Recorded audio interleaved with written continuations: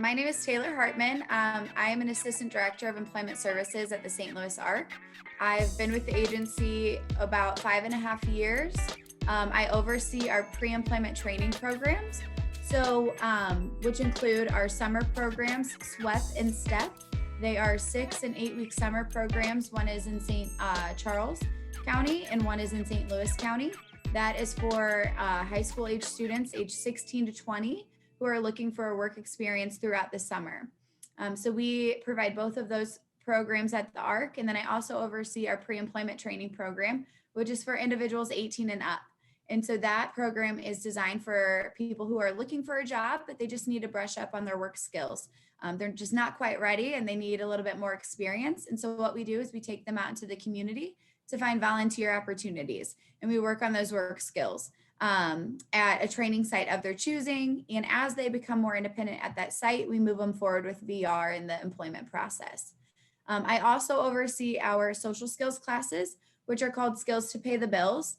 It's actually a nationwide curriculum that we've adapted classes to over the past 4 years now. And so we provide, given the current climate and the pandemic, we actually provide weekly classes through Zoom.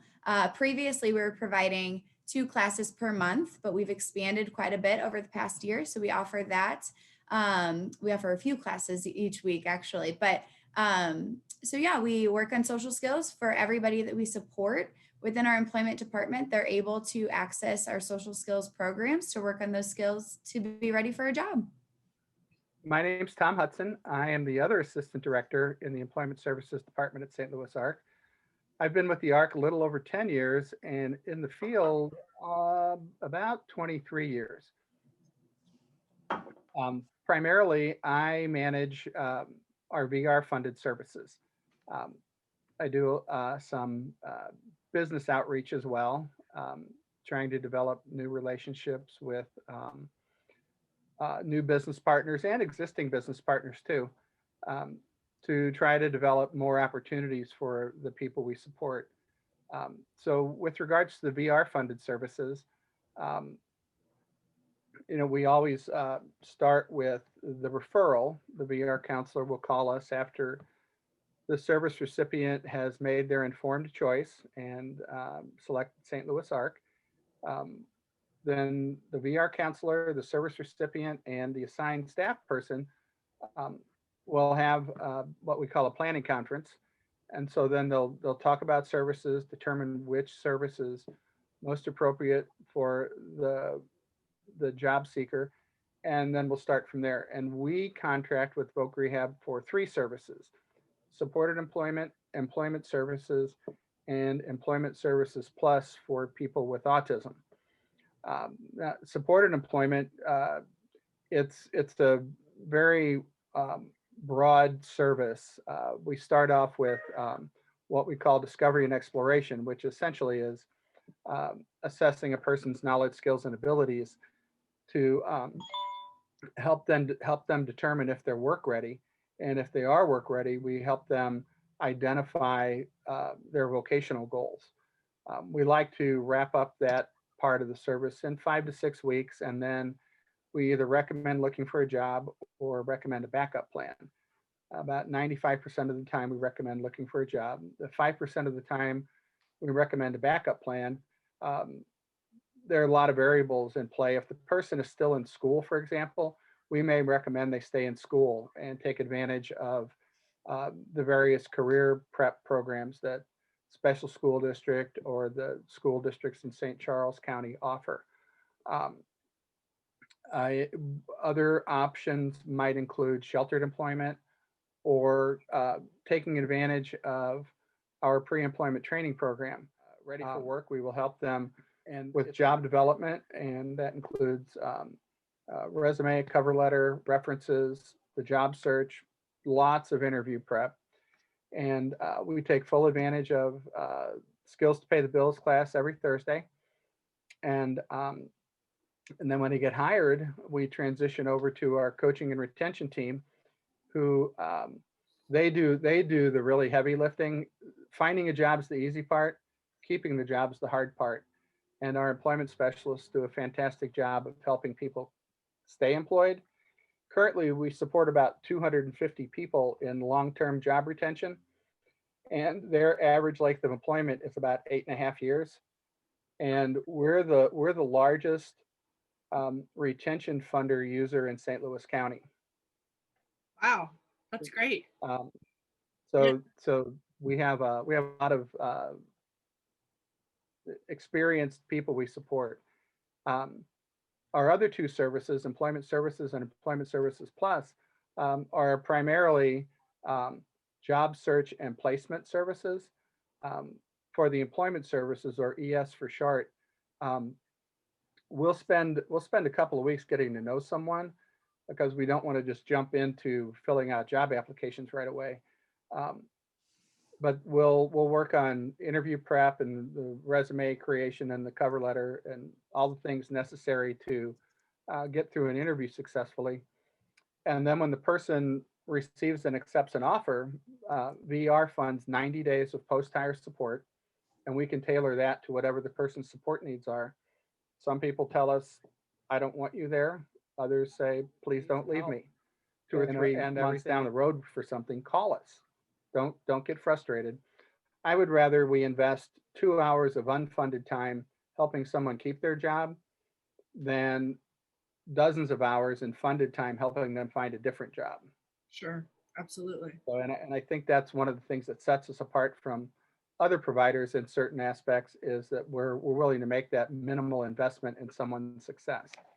Well, our primary focus is people with developmental disabilities. Okay. Occasionally, we'll support people who have mobility issues.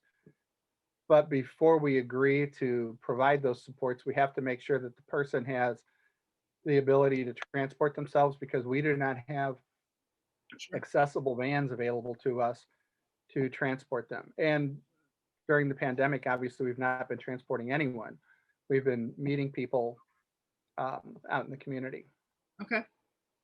And to reiterate, my programs, pre-employment and also summer programs, but essentially pre-employment, of course, is the year-long program that we have. It's funded through PLB and DDRB. So to maintain eligibility there.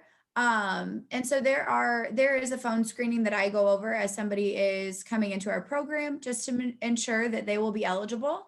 And essentially it is, a person with intellectual or developmental disability. A lot of times if I have to turn someone away based off of funding, it is that they have more of a mental illness diagnosis and not a developmental disability. And so that's the biggest time that we have to turn someone away. But so long as they fall under Productive Living Board or Developmental Disabilities Resource Board's eligibility requirements, then we're good to go. Great. And so folks come to you from the schools or from VR at times, and then also through, is it through word of mouth or community referrals? And then you guys send them to VR? So it's kind of like all of the above? Oh, yes. We get a lot of panicked parents calling saying, my kid graduates from high school in 2 weeks. What do I do now? That's awesome. Yeah. Great. So we get referrals a number of ways. Schools is a big one. We get a lot of transition aged young adults. And so 18 and up, up to right out of VSP. So they might be 21. That's the average, I would say, at least for my program, my side of things. However, we can support older adults who are wanting to re-enter the workforce in their 40s or 50s. We've had, everything in between as well. So our main referral source for us is probably the school or VR, in the instance where if somebody seeks VR and then they're after their D&E, they're recommended pre-employment, that will happen. But schools are definitely a big referral source.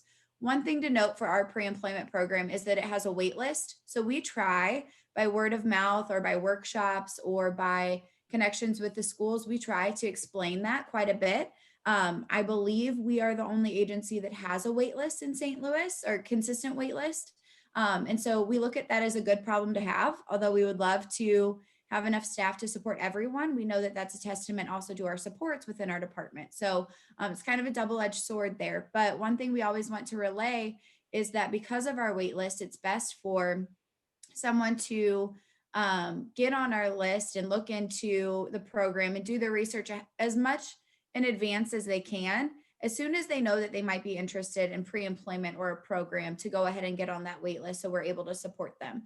And pre-employment's not the only door entryway into the department, but we have quite a few people who will go throughout pre-employment and then onward to Tom's side of things, and then through coaching and retention. Sure. You know, I have a lot of students that are interested in serving others in a variety of ways, and one of those ways is psychoeducational. And so are you able to give me any type of an insight about the topics that are covered in that curriculum that are being administered that can give my students an insight to that? Absolutely. So Skills to Pay the Bills in itself, that's a national curriculum that was developed by ODEP. So there's 6 components with Skills to Pay the Bills within that curriculum. And so what we've done over the past 4 years is we've broken that down more and more, and especially within the past year, as I mentioned, going from 2 classes a month to 1 class a week, we have had to come up with, I mean, every topic, any topic you could think of, I would say that we discuss it at some point. So we are, we're becoming more and more creative with that so we can have as many topics as possible. Some of the topics are communication in the workplace, professionalism, power of a positive attitude, teamwork, self-advocacy and disclosure is this Thursday. We do interview prep. We do mock interviews. We do resume building. I mean, the list truly goes on, and I can share with you. Tom mentioned, what we know is the hard part is to keep the job, and a lot of that comes down to the social skills. Yes. We can train hard skills. We can work on that to keep the job or to get the job, but that interaction with coworkers, that problem solving, conflict resolution, that asking for help, that's where we need to be sufficient in so we can keep our job. So we go, our classes are 2 hours and it's on Zoom. So we do provide a break in the middle because we know that can be kind of time consuming, or that can be energy draining at times, but we make it as fun as possible. We incorporate videos and games. And as I mentioned, a 5-minute break in the middle so we can kind of revamp and come back. We utilize breakout rooms. So we typically have anywhere between 30 to 35. I try to put the cap on the class at around 35 because we realize that's whenever it gets a little too tough to manage on Zoom. But 30 to 35 people who consistently come to our classes. So within that, we can notice the friendships that are being formed and the growth that's happening, and how some people who maybe in the beginning, they're maybe even reluctant to come to class and they're kind of shy, kind of quiet, not really sharing much. And then now they're answering every question.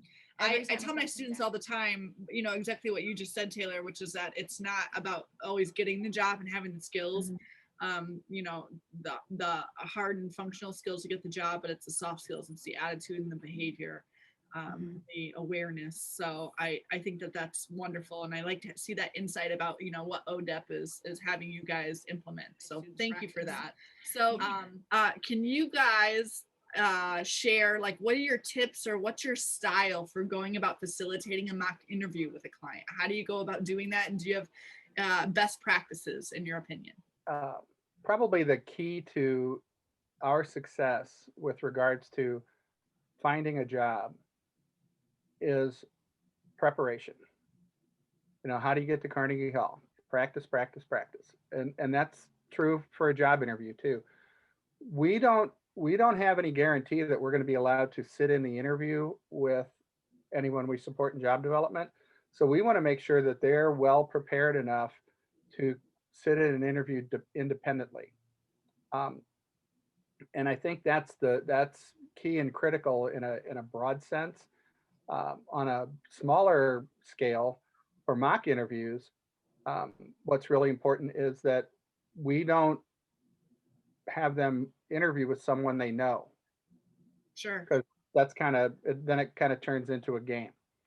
So we want to find someone in our office or from the community who has the time to commit to sitting in on a mock interview. So the volunteers did the mock interviews, and then we recorded them. Then the next day, the interviewers and the interviewees came back and they watched the recordings, and it was a real eye opener for the people we support, because they got to see things that they do during an interview that they didn't realize they were doing, Sure. and it really helped them um, hone their interview skills. And I would say within 2 months, probably about half of the people who participated in the project landed jobs. Oh, do you have any like Tom takes or hot tips on interview preparation, or like what are some of the most common interview questions somebody gets asked that you prepare your clients for, your job seekers for? Or... Oh, we practice the situational questions The a star lot. questions? Yeah. Tell me about a time when. Yeah. And so we really drill down to that. We also, if we know people are going to be nervous, we'll help them prepare some index cards with Sure. like keywords that might help them remember the answer, or fully writing out the answer. And most employers are okay with people taking in the index cards to the interviews. But I think we start even uh, prior to the interview.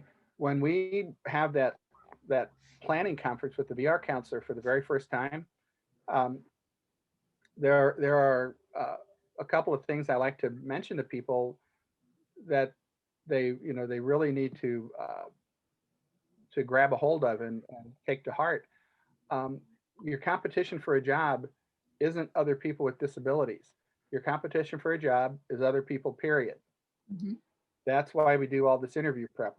We want to separate you from the general applicant pool so you stand out. We also let people know that, this is a partnership. We're here to do this with you, not for you. We want to make sure that the people we support have some skin in the game. Otherwise, it has no value to them if we're doing everything for them. How has the pandemic and the utilization of Zoom impacted how you coach and mentor and prepare job seekers for employment given our current circumstances? But for our side of things, we are noticing challenges, because most of the people that we supported, I'm sorry, everyone we're supporting in pre-employment, they are volunteering. And so whenever businesses had capacities that they could not exceed, and in order to thrive, their business had to, keep within that number, they were not going to allow extra people in. And we understand that.